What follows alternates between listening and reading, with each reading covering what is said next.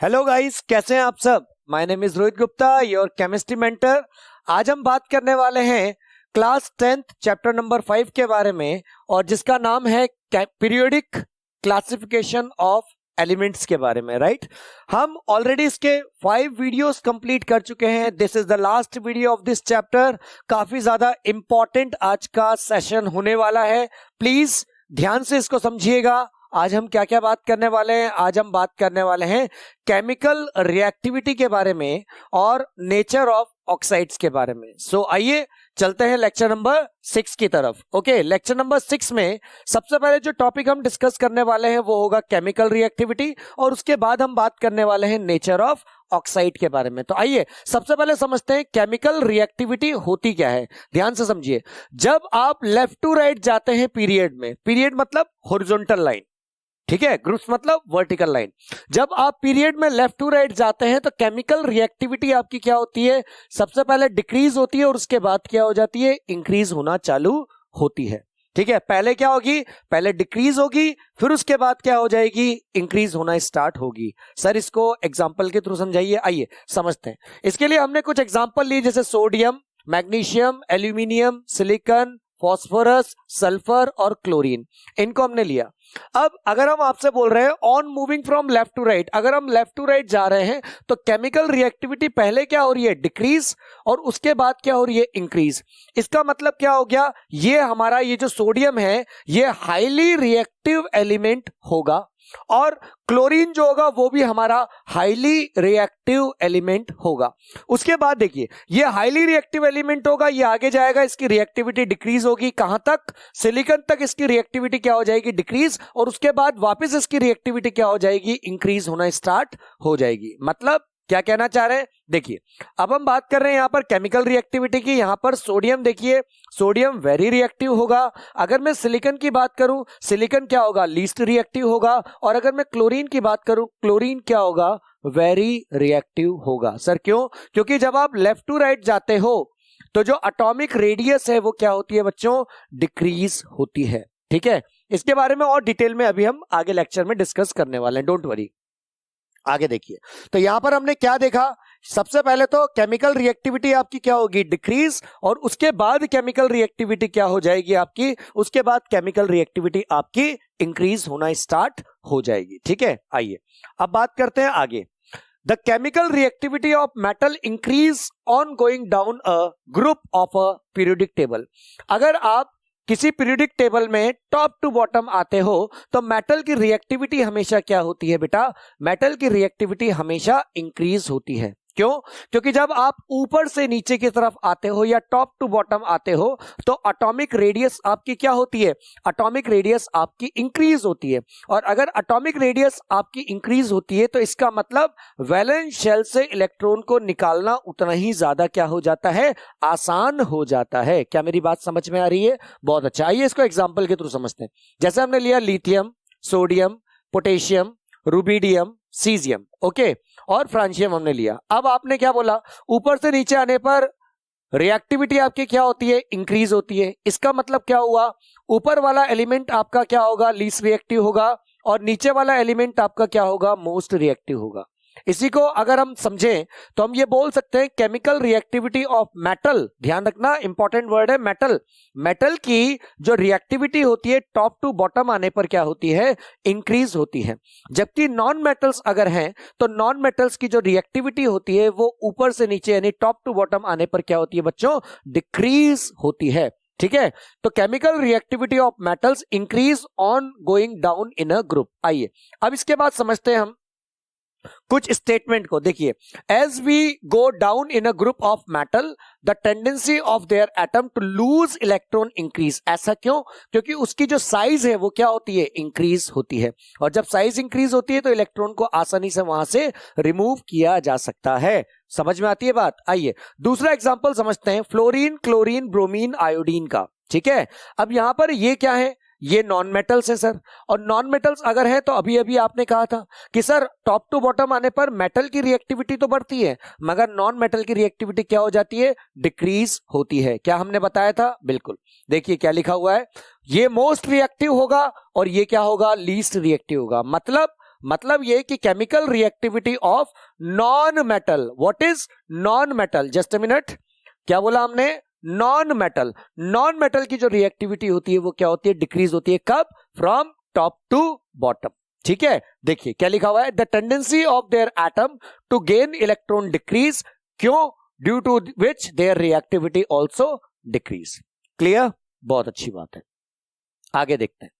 आगे हम nature of oxides के बारे में बात करते हैं. जब हम on going down in a group of a periodic table, there is no change in the nature of oxides of element. जब आप ऊपर से नीचे की तरफ आते हो, यानी कि ऑब्वियसली बात है, आप मेटल है. अगर आप एलिमेंट के, अगर सारे ही एलिमेंट आपके क्या है? मेटल है. तो वो किस तरह के ऑक्साइड को शो करेंगे? बेसिक ऑक्साइड को शो करेंगे.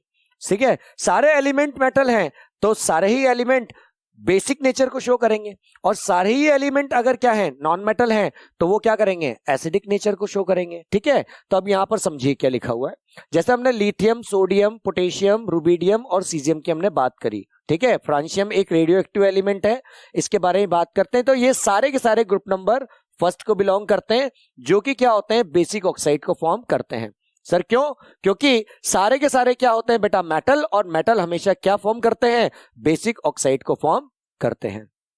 उसी तरीके से अगर हम फ्लोरीन, क्लोरीन, ब्रोमीन और आयोडीन की अगर हम बात करें, तो ये सारे के सारे क्या करेंगे? ये सारे के सारे ग्रुप नंबर 17 को बिलोंग करते हैं. और ऊपर से नीचे आने पर ये क्या करेंगे? एसिडिक ऑक्साइड की प्रॉपर्टी को शो करेंगे. यानी क्योंकि ये नॉन मेटल हैं, इसलिए ये क्या करते हैं? ये एसिडिक ऑक्साइड को फॉर्म करते हैं. जबकि मेटल्स क्या होते हैं? मेटल्स बेसिक ऑक्साइड को फॉर्म करते हैं. All the element of group number 17 are non-metals and non-metals tend to form acidic oxide. ये हमेशा क्या करेंगे बेटा? एसिडिक ऑक्साइड को हमेशा फॉर्म करेंगे. ठीक है, डन. बहुत अच्छी बात है. आइए नेक्स्ट स्लाइड की तरफ चलते हैं. देखिए क्या लिखा हुआ है. नेचर ऑफ ऑक्साइड की बात करते हैं. On moving from left to right in a period. अगर हम पीरियड में लेफ्ट टू राइट चले, अगर हम पीरियड में लेफ्ट टू राइट चलते हैं, तो the basic nature of oxide decrease होता है और एसिडिक नेचर क्या होता है? इंक्रीज होता है. सर ऐसा क्यों? क्योंकि अगर आप लेफ्ट टू राइट चल रहे हो तो आप मेटल से नॉन मेटल की तरफ चल रहे हो. मेटल क्या बनाते हैं? बेसिक ऑक्साइड बनाते हैं. नॉन मेटल्स क्या बनाते हैं? एसिडिक ऑक्साइड बनाते हैं. तो अगर आप लेफ्ट टू राइट चल रहे हो, यानी कि आप मेटल से नॉन मेटल की तरफ चल रहे हो, तो आपका बेसिक नेचर क्या होता जाएगा? कम होता चला जाएगा. और आपका एसिडिक नेचर क्या होता जाएगा? इंक्रीज होता चला जाएगा. स्टेटमेंट भी वही कहता है. ठीक है, स्टेटमेंट भी वही कह रहा है. ध्यान से देखिए. Sodium, magnesium, aluminium, silicon, phosphorus, sulphur और क्लोरीन. अगर हम इसकी बात करें तो यहां पर अगर हम ये सारे के सारे थर्ड पीरियड के एलिमेंट हैं, अगर हम इनके ऑक्साइड की बात करें तो सबसे पहले तो ये क्या करेगा? हाईली बेसिक होगा. इसके बाद हम बात करें सिलिकॉन की. सिलिकॉन और एल्यूमिनियम क्या होगा? एम्फोटेरिक होगा. एम्फोटेरिक का मतलब होता है ये element acidic as well as basic दोनों तरह के ऑक्साइड्स को ये फॉर्म कर सकते हैं. दोबारा बोलता हूं, सोडियम आपका हाईली बेसिक होगा, एल्यूमिनियम और सिलिकॉन आपका एम्फोटेरिक होगा.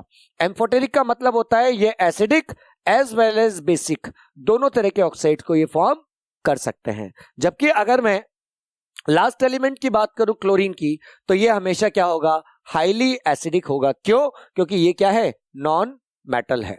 ठीक है, बात समझ में आ रही है? यानी कि अगर आप इस तरफ देखें तो क्या होगा?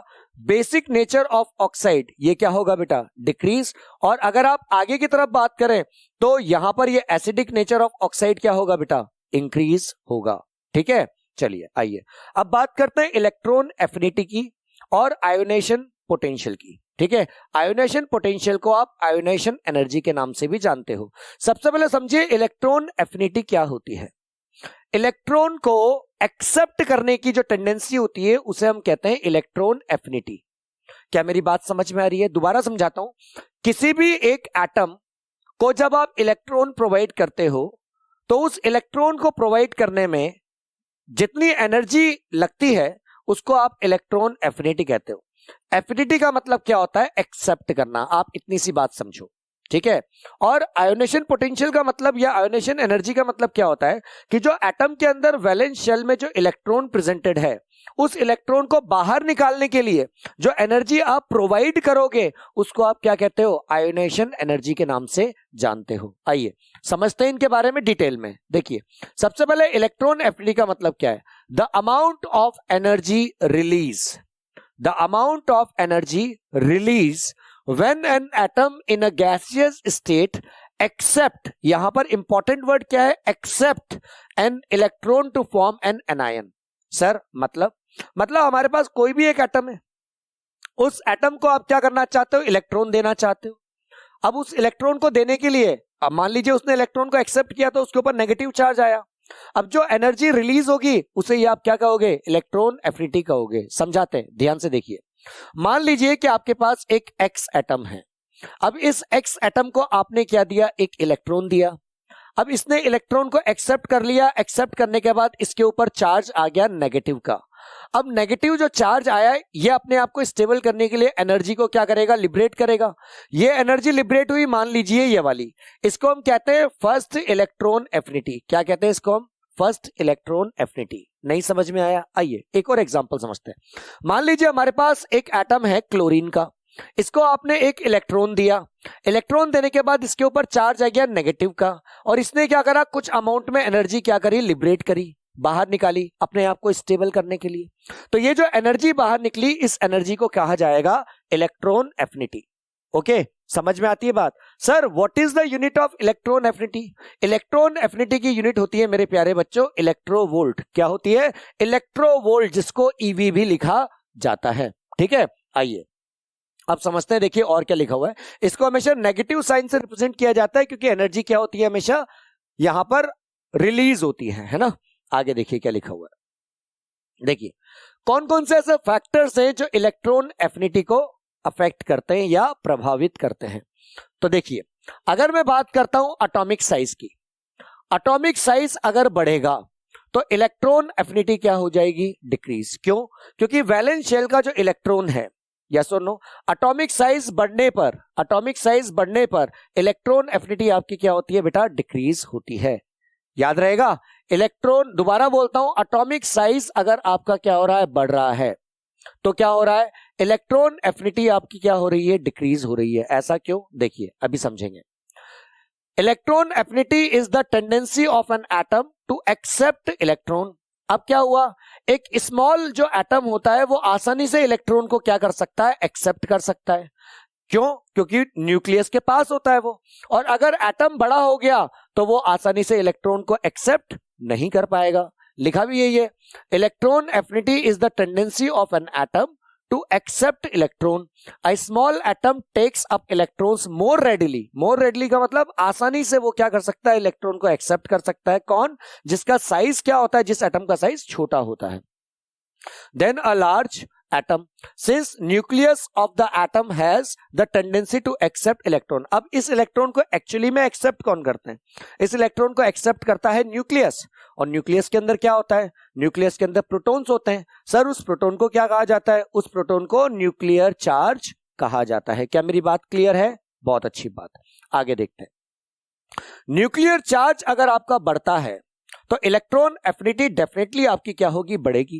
क्योंकि जितना पॉजिटिव चार्ज बढ़ रहा है उतना तेजी से वो इलेक्ट्रॉन को क्या करेगा, अपने अंदर खींच पाएगा। ठीक है, रीजन देखिए, न्यूक्लियर चार्ज इंक्रीज होगा तो क्या होगा, similarly there is an increase in the tendency of an atom to accept electron. जितना ज्यादा न्यूक्लियर चार्ज इंक्रीज होगा उतनी तेजी से वो इलेक्ट्रॉन को अपनी तरफ खींच पाएगा। ठीक है, बहुत अच्छी बात। क्या पॉइंट क्लियर है? बहुत अच्छा, आगे बढ़ते हैं। अगर मैं बात करूं पीरियड में, अगर मैं लेफ्ट टू राइट जाऊं तो सर इलेक्ट्रॉन एफिनिटी के ऊपर क्या फर्क पड़ेगा। तो देखिए यहां पर एक चार्ट पूरा हमने आपके सामने लाया, ये एनसीईआरटी का चार्ट है, इसको ध्यान से आप समझिए। देखिए सबसे पहले आप क्या कर रहे हैं, एलिमेंट लिखोगे, lithium, beryllium, boron, carbon, nitrogen, oxygen, fluorine और नियॉन, ये आपने लिखा। अब इसके बाद आप क्या कर रहे हो, इलेक्ट्रॉन एफिनिटी की वैल्यू आप लिख रहे हो। ध्यान रखना ये वैल्यूज हम एनसीईआरटी से लेकर आए हैं। ध्यान से देखिए, ये वैल्यूज हमने लिखी इस तरीके से, डन।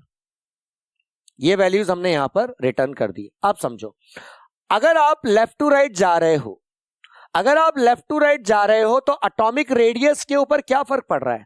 अगर आप लेफ्ट टू राइट जाते हो तो एटॉमिक रेडियस आपकी बेटा डिक्रीज होती है, और अगर एटॉमिक रेडियस आपकी डिक्रीज होती है तो इलेक्ट्रॉन एफिनिटी आपकी क्या होती है, इंक्रीज होती है। अब ये भी बताया था आपको, जिस एटम का साइज क्या होगा, सबसे छोटा, वो आसानी से इलेक्ट्रॉन को क्या कर पाएगा, एक्सेप्ट कर पाएगा। वही चीज है, एटॉमिक रेडियस अगर डिक्रीज हुई तो इलेक्ट्रॉन एफिनिटी आपकी क्या हो जाएगी, इंक्रीज हो जाएगी। क्या मेरी बात क्लियर है? ये इलेक्ट्रॉन एफिनिटी सबसे ज्यादा किसके लिए होती है, हैलोजेंस के लिए, और सबसे कम किसके लिए होती है, एल्काली मेटल्स के लिए। ठीक है, ये छोटा सा क्वेश्चन आ सकता है। अगर मैं न्यूक्लियर चार्ज की बात करूं, सर न्यूक्लियर चार्ज को अगर आपने ज्यादा किया तो न्यूक्लियर चार्ज ज्यादा करने पर इलेक्ट्रॉन एफिनिटी की वैल्यू भी ऑटोमेटिकली क्या हो जाएगी, ज्यादा हो जाएगी, क्योंकि उतनी तेजी से वो इलेक्ट्रॉन को क्या करेगा, अपनी तरफ खींच पाएगा। सर नोबल गैस की अगर हम बात करें, जैसे नियॉन की बात करें, तो नियॉन की इलेक्ट्रॉन एफिनिटी कितनी होती है? नियॉन की इलेक्ट्रॉन एफिनिटी बेटा 0 होती है। क्यों? क्योंकि वो ऑलरेडी स्टेबल होती है, उसको इलेक्ट्रॉन नहीं चाहिए, उसको कुछ भी नहीं चाहिए, वो न तो इलेक्ट्रॉन को एक्सेप्ट करेगा, नहीं इलेक्ट्रॉन को क्या करेगा बेटा, डोनेट करेगा। क्या मेरी बात समझ में आ रही है? बहुत अच्छी बात है। तो इलेक्ट्रॉन एफिनिटी की अगर मैं बात करूं, तो अगर मैं लेफ्ट टू राइट जाता हूं तो इलेक्ट्रॉन एफिनिटी आपकी क्या होती है, इंक्रीज होती है फ्रॉम लेफ्ट टू राइट। अच्छा, आगे देखिए। अब अगर मैं बात करूं इलेक्ट्रॉन एफिनिटी की डाउन अ ग्रुप में, तो डाउन द ग्रुप में के लिए भी मैंने क्या कर रखी है, एक टेबल आपके सामने यहां पर रिप्रेजेंट कर रखी है। हम यहां पर एलिमेंट लिखेंगे फ्लोरीन, क्लोरीन, ब्रोमीन और आयोडीन, और इनका इलेक्ट्रॉनिक कॉन्फ़िगरेशन भी लिख रखा है, और इनकी इलेक्ट्रोनेगेटिविटी भी इनकी इलेक्ट्रॉन एफिनिटी भी हमने यहां पर रिप्रेजेंट कर रखी है। अब ट्रेंड समझो, ऊपर से नीचे आने पर एटॉमिक रेडियस आपकी बढ़ती है। अगर एटॉमिक रेडियस आपकी बढ़ती है तो इलेक्ट्रॉन एफिनिटी की वैल्यू क्या होगी, डिक्रीज। यस और नो? देखिए पहली चीज क्या लिखी हुई है, एटॉमिक रेडियस इंक्रीज होगी। क्यों? क्योंकि नंबर ऑफ शेल्स आपकी बढ़ रही है, तो इलेक्ट्रॉन एफिनिटी आपकी क्या हो जाएगी, डिक्रीज। मगर जो न्यूक्लियर चार्ज है वो भी बढ़ रहा है। अब न्यूक्लियर चार्ज अगर आपका बढ़ रहा है तो सर इलेक्ट्रॉन एफिनिटी आपकी क्या होगी, बढ़ेगी। हाँ या ना? अब यहां पर दो चीजें आ रही है। पहला कि सर एटॉमिक रेडियस आपकी इंक्रीज हो रही है तो इलेक्ट्रॉन एफिनिटी आपकी डिक्रीज, और न्यूक्लियर चार्ज क्या हो रहा है, इंक्रीज, तो इलेक्ट्रॉन एफिनिटी क्या हो रही है, इंक्रीज। अब सर दोनों में से कौन सा सही है? तो बेटा यहां पर दोनों के बीच में होती है फाइट। दोनों के बीच में क्या होता है, फाइट। और फाइट होने के बाद क्या होता है, फाइट होने के बाद एटॉमिक रेडियस यहां पर क्या होती है, जीत जाती है। और एटॉमिक रेडियस जीतने का मतलब क्या हो गया, एटॉमिक रेडियस जीतने का मतलब हो गया कि भाई एटॉमिक रेडियस के बेस पे काम होगा। तो अगर एटॉमिक रेडियस इंक्रीज हो रही है तो इलेक्ट्रॉन एफिनिटी आपकी क्या होगी, डिक्रीज। और होता भी यही है कि अगर आप टॉप टू बॉटम आते हो तो आपकी एटॉमिक रेडियस डिक्रीज होती है, और एटॉमिक रेडियस आपकी इंक्रीज होती है, और एटॉमिक रेडियस इंक्रीज होने से आपकी इलेक्ट्रॉन एफिनिटी की वैल्यू क्या हो जाती है, डिक्रीज हो जाती है। देखिए रिजल्टेंट क्या है, increase in atomic radius dominate over the increase in nuclear charge. इसकी वजह से होता क्या है, इसकी वजह से ओवरऑल जो इलेक्ट्रॉन एफिनिटी है वो क्या हो जाती है, डिक्रीज। तो यहां पर क्या लिखा हुआ आएगा, डिक्रीज यहां पर लिखा हुआ आएगा। डन, बहुत अच्छी बात है। आइए अब नेक्स्ट समझते हैं। अब बात करते हैं हम आयोनेशन पोटेंशियल की, या फिर हम आयोनेशन एनर्जी की बात करते हैं। ठीक है, सबसे पहले होता क्या है ये समझें। The amount of energy required to remove a loosely bounded electron from the outermost shell of an isolated gaseous atom. Isolated का मतलब अकेला, एटम आपका गैसियस स्टेट में एग्जिस्ट करेगा, इसलिए इसका नाम है आइसोलेटेड गैसियस एटम। अब यहां पर क्या बोला गया है, वैलेंस शेल इलेक्ट्रॉन को आपको बाहर निकालना है। वैलेंस शेल इलेक्ट्रॉन को आपको बाहर निकालना है। अगर वैलेंस शेल इलेक्ट्रॉन को आपको बाहर निकालना है तो एटम को आपको एनर्जी देनी पड़ेगी। वही एनर्जी आपकी क्या कहलाएगी, आयोनाइजेशन एनर्जी कहलाएगी।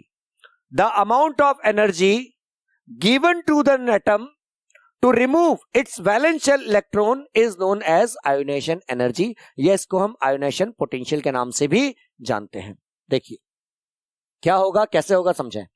मान लीजिए the energy required to remove first electron is called first ionisation potential. ये बहुत कम होती है। कैसे, देखिए समझिए। मान लीजिए आपके पास एक एटम है M। अब क्या करा, इसको आपने एनर्जी दी। एनर्जी देने से इसका जो वैलेंस शेल इलेक्ट्रॉन है वो बाहर निकला तो इसके ऊपर चार्ज आया पॉजिटिव, और चार्ज पॉजिटिव आने के साथ साथ कुछ एक इलेक्ट्रॉन क्या हो गया, बाहर निकल गया। बोलो यस और नो। इसके थ्रू क्या हुआ, जो आयोनेशन एनर्जी लगी उसको हमने बोला फर्स्ट आयोनेशन एनर्जी या फर्स्ट आयोनेशन पोटेंशियल, जो कि क्या होगा, कम। इसके बाद हमने क्या करा, वापस हमने M+ लिया। ठीक है, अब सेकंड हमें इलेक्ट्रॉन निकालना है इसी के अंदर से, M+ के अंदर से, तो वापस हम क्या लेंगे, M+ हम लेंगे, और M+ को वापस हमने एनर्जी दी। अब एनर्जी दी तो ये किस में कन्वर्ट हो गया, M++ में कन्वर्ट हो गया। यहां से एक इलेक्ट्रॉन और क्या निकल गया बाहर। अब इस इलेक्ट्रॉन को बाहर निकालने के लिए जो एनर्जी दी गई उसको हमने बोला सेकंड आयोनेशन पोटेंशियल या सेकंड आयोनेशन एनर्जी, जो कि क्या होगी, ज्यादा होगी। अब क्वेश्चन अराइज ये होता है कि सर फर्स्ट आयोनेशन एनर्जी कम क्यों हुई और सेकंड आयोनेशन एनर्जी ज्यादा क्यों हुई। देखो बेटा, पहले आपका जो एटम था वो न्यूट्रल था, और न्यूट्रल को जब आपने एनर्जी दी तो उसने एक इलेक्ट्रॉन निकाला और वो चार्ज में कन्वर्ट हो गया, प्लस में कन्वर्ट हो गया, कैटायन में कन्वर्ट हो गया। अब ये जो आयन है ये अपने अंदर से और इलेक्ट्रॉन को निकालना नहीं चाहता। क्यों? क्योंकि इसके ऊपर ऑलरेडी पॉजिटिव चार्ज है। अगर ये इलेक्ट्रॉन को बाहर निकालेगा तो इसके ऊपर और ज्यादा पॉजिटिव चार्ज क्या होगा, इंक्रीज होगा, जो किसी भी एक एटम के ऊपर अच्छी बात नहीं होती है। किसी भी एक एलिमेंट के ऊपर चार्ज होना अच्छी बात नहीं है, किसी भी एक एटम के ऊपर चार्ज होना अच्छी बात नहीं है, चाहे वो पॉजिटिव चार्ज हो या नेगेटिव चार्ज हो। एटम क्या चाहता है, एटम चाहता है न्यूट्रल रहना। तो आपने पहले क्या करा, पहले आपने एनर्जी दी तो इसने सोचा ठीक है भाई एक ही तो इलेक्ट्रॉन बाहर निकालना है, निकाल देते हैं। इसने क्या करा, एक इलेक्ट्रॉन बाहर निकाल दिया, इसके ऊपर अपने ऊपर पॉजिटिव चार्ज ले लिया। अब आप चाहते हो उसके अंदर से एक इलेक्ट्रॉन और बाहर निकले, तो भाई आपको पहले के कंपैरिजन में अब ज्यादा आपको आयोनेशन एनर्जी उसको प्रोवाइड करनी पड़ेगी, क्योंकि ज्यादा आयोनेशन एनर्जी प्रोवाइड करनी पड़ेगी तभी वो इलेक्ट्रॉन को क्या करेगा, बाहर निकालेगा। सर अगर इसको हम दोबारा लें और इसके अंदर से हम एक इलेक्ट्रॉन को और बाहर निकालें तो क्या हमें और ज्यादा आयोनेशन एनर्जी देनी पड़ेगी? बिल्कुल सही बात है, आपको और ज्यादा आयोनेशन देनी पड़ेगी। तो आप कह सकते हो क्या, मान लो 3 स्टेप में ये रिएक्शन हो रही है तो थर्ड आयोनेशन एनर्जी सबसे ज्यादा होगी, फिर सेकंड वाली आयोनेशन एनर्जी होगी और फिर क्या होगी, फर्स्ट वाली आयोनेशन एनर्जी होगी। क्या मेरी बात क्लियर है? अगर मैं बोलूं कि इसकी यूनिट क्या होती है सर आयोनेशन पोटेंशियल की, इसकी यूनिट भी बेटा इलेक्ट्रोवोल्ट ही होती है। ठीक है, इसकी यूनिट भी इलेक्ट्रोवोल्ट ही होती है, जैसे इलेक्ट्रॉन एफिनिटी की यूनिट होती है। चलिए आगे देखते हैं। अब कौन कौन से ऐसे फैक्टर्स है जो आयोनेशन पोटेंशियल को इफेक्ट करते हैं। पहला, एटॉमिक साइज। देखो एटॉमिक साइज अगर बड़ी होगी तो आसानी से वैलेंस शेल में से इलेक्ट्रॉन बाहर निकल जाएगा। यानी साइज बड़ी होना अच्छी बात है आयोनेशन पोटेंशियल के लिए, क्योंकि साइज बड़ा है यानी फोर्स ऑफ अट्रैक्शन लग रहा है कम, यानी वैलेंस शेल आसानी से इलेक्ट्रॉन को बाहर निकाल देगा। लिखा भी यही है कि एटॉमिक साइज अगर बड़ा होगा तो आयोनेशन पोटेंशियल यानी कि जो आपको एनर्जी लगानी पड़ेगी वो कम लगानी पड़ेगी। अच्छा, दूसरा देखिए nuclear charge. Sir nuclear charge अगर ज्यादा हुआ तो आयोनेशन पोटेंशियल डेफिनेटली मुझे क्या लगाना पड़ेगा, ज्यादा लगाना पड़ेगा। यानी न्यूक्लियर चार्ज अगर इंक्रीज हुआ तो आयोनेशन पोटेंशियल भी आपका क्या होगा, इंक्रीज होगा। समझ में आ रही है बात? अब बात करते हैं अक्रॉस अ पीरियड। पीरियड का मतलब लेफ्ट टू राइट अगर हम बात करें। अगेन वापस देखिए आपके सामने कुछ हमने एलिमेंट लिखा, lithium, beryllium, boron, carbon, nitrogen, oxygen, fluorine और नियोन। इसके हमने आयोनेशन पोटेंशियल की वैल्यू हमने लिखी एनसीईआरटी बुक से। ठीक है, अच्छा, बहुत अच्छी बात है। अब देखिए क्या लिखा हुआ है, एटॉमिक रेडियस। देखो लेफ्ट टू राइट जाते हुए एटॉमिक रेडियस आपकी क्या होती है, डिक्रीज।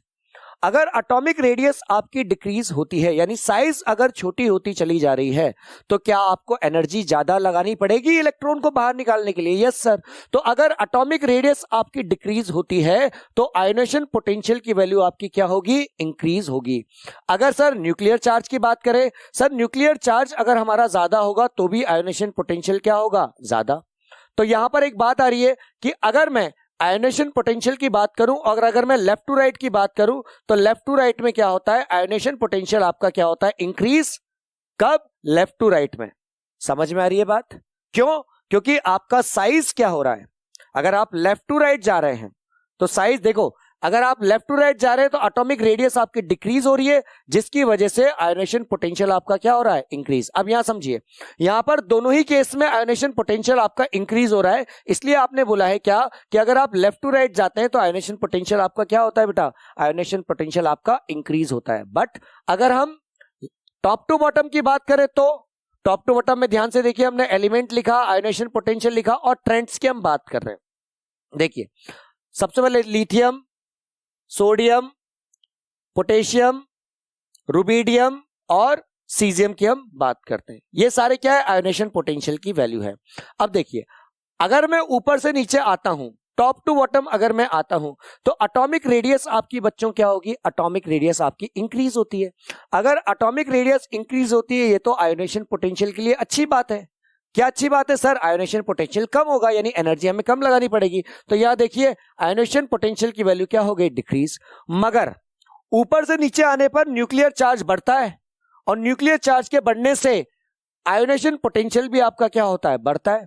अब जब आप लेफ्ट टू राइट की बात कर रहे थे तो वहां पर आयोनेशन पोटेंशियल आपका क्या हो रहा था, इंक्रीज। तो डेफिनेटली यहां पर आयोनेशन पोटेंशियल क्या होगा, डिक्रीज होगा। तो देखिए increase in atomic radius dominate over increase in nuclear charge, जिसकी वजह से क्या होता है, जिसकी वजह से ओवरऑल जो आयोनेशन पोटेंशियल है बेटा वो क्या होता है, डिक्रीज। और हमें राइट साइड में क्या लिखा हुआ दिखता है, राइट साइड में हमें डिक्रीज लिखा हुआ दिखता है। क्या मेरी बात समझ में आ रही है, बहुत अच्छी बात है। तो I think this lecture is beneficial for you. Thank you so much, have a nice day. मिलते हैं नेक्स्ट वीडियो में। Thank you so much.